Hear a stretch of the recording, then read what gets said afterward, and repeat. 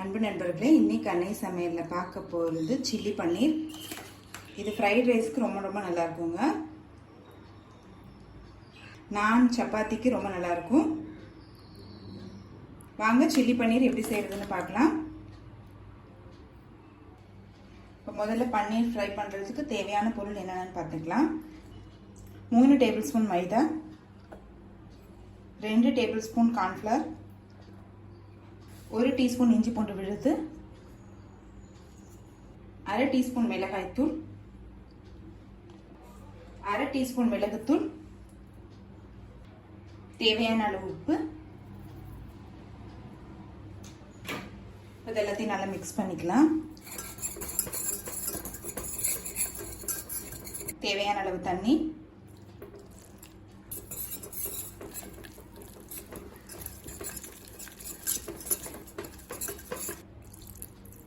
இன்னும் கொஞ்சம் தண்ணி சேர்த்துருக்குங்க.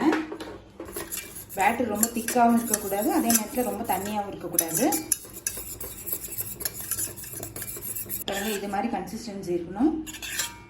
இப்போ இதில் பன்னீரை போட்டுட்டு நம்ம பொரிக்க ஆரம்பிச்சிடலாங்க.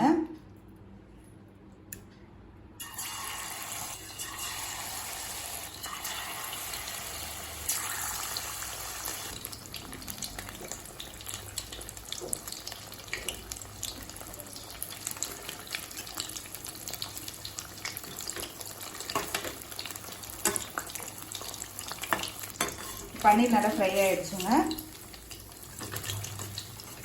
இப்போ இதை எடுத்து தனியாக வச்சிடலாம். பொடியாக நறுக்கின இஞ்சி பூண்டு, பொடியாக நறுக்கின 2 பச்சை மிளகாய்,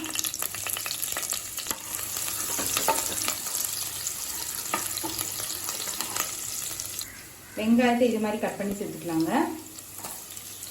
அதே மாதிரி கேப்சிகமும் சேர்த்துக்கலாம். கொஞ்சம் உப்பு, சாஸில் ஏற்கனவே உப்பு இருக்குங்க. அதுவும் இல்லாமல் பன்னீர் ஃப்ரை பண்ணும்போது உப்பு சேர்த்துருக்கோம், அதனால் கொஞ்சமாக உப்பு சேர்த்திங்கன்னா போதும்.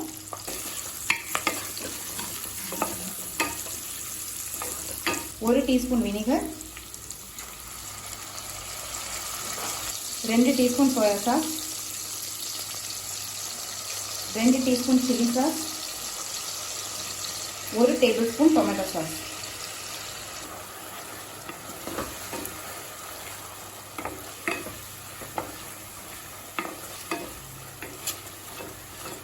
எல்லாத்தையும் நல்லா மிக்ஸ் பண்ணிக்கலாம். 1/2 டீஸ்பூன் மிளகுத்தூள்,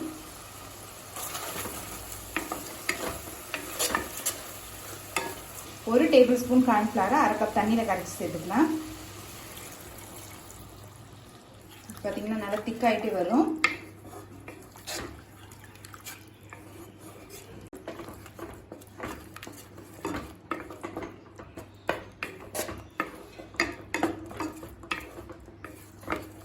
பாருங்க, நல்லா திக்காயிடுச்சு. பன்னீரை சேர்த்துக்கலாம்.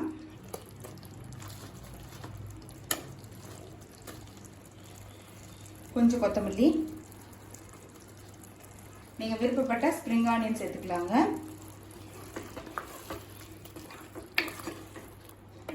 எல்லாத்தையும் நல்லா மிக்ஸ் பண்ணிக்கலாம்.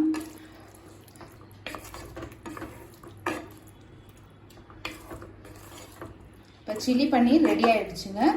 சர்வ் பண்ணிடலாம்.